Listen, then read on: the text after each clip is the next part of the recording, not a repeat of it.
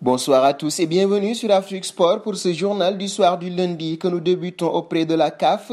Le jury disciplinaire de la Confédération africaine de football a rendu son verdict au sujet des incidents qui ont eu lieu lors de la finale de la Coupe de la CAF que le Bénin a abrité le 10 juillet dernier. Le pays est sanctionné ainsi que les deux clubs finalistes. Le conseil de discipline de la CAF a décidé d'infliger une amende de $8,000 au Raja Club Athlétique pour le comportement antisportif de ses supporters. En outre, le conseil a décidé d'imposer $5,000 supplémentaires au Raja Club Athlétique pour l'interruption de la cérémonie de remise des médailles par les officiels du club. Le conseil de discipline de la CAF a décidé d'infliger une amende de $8,000 au JS Kabylie Club pour le comportement antisportif de ses spectateurs et l'invasion du terrain, selon le relevé des décisions du conseil. Et nous passons au Gabon. Ce lundi, le sélectionneur du Gabon, Patrice Neveu, a communiqué sa liste de 21 joueurs retenus pour débuter les éliminatoires du Mondial 2022 contre la Libye le 1er septembre, puis l'Égypte le 5 septembre, si les Pharaons connaissent des difficultés pour faire libérer leur star Mohamed Salah retenu par Liverpool.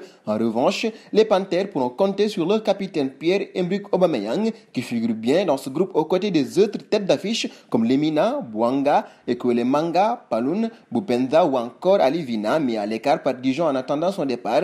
Didier Ndong doit en revanche se contenter d'une place sur la liste d'attente, tandis qu'Ondrondou Moussaoukine et Lévi Madinda effectuent le retour. Aaron Apingawe et lui forfait sur blessure. Et nous parlions tantôt de l'affaire Mohamed Salah, grosse polémique en vue à l'occasion des deux premières journées des éliminatoires du Mondial 2022 en zone CAF.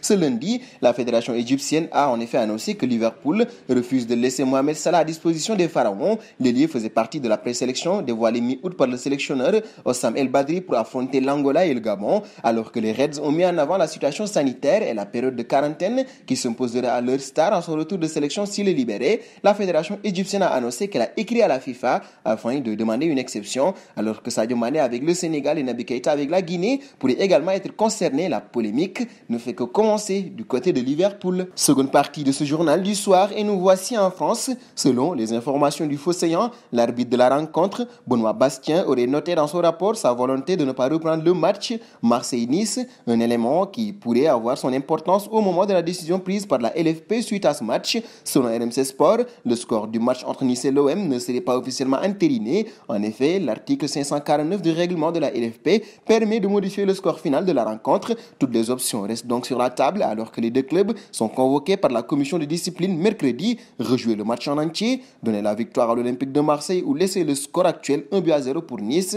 c'est là ce qu'il faut voir. Et nous filons au FC Barcelone. Les 4 nouveaux capitaines du Barça, Piqué, Alba, Busquets et Roberto, sont invités à baisser leur salaire au vu de la situation financière des Catalans. Un geste que ces cadres sont prêts à réaliser afin de garantir une certaine santé financière pour leur club de cœur. Et après Piqué, c'est Jordi Alba qui a trouvé un accord ce lundi pour une baisse de son salaire, comme l'explique le quotidien catalan mentionné ci-dessus. Une diminution de 25% de ses revenus est prévue de manière immédiate et une autre partie le sera plus tard. Le salaire du latéral est estimé à 9 millions d'euros par an. Terminons ce journal du soir du lundi avec Cristiano Ronaldo. Il est finalement entré à l'heure de jeu face à l'Udinese, mais cela n'a pas suffi à calmer les rumeurs autour de son départ.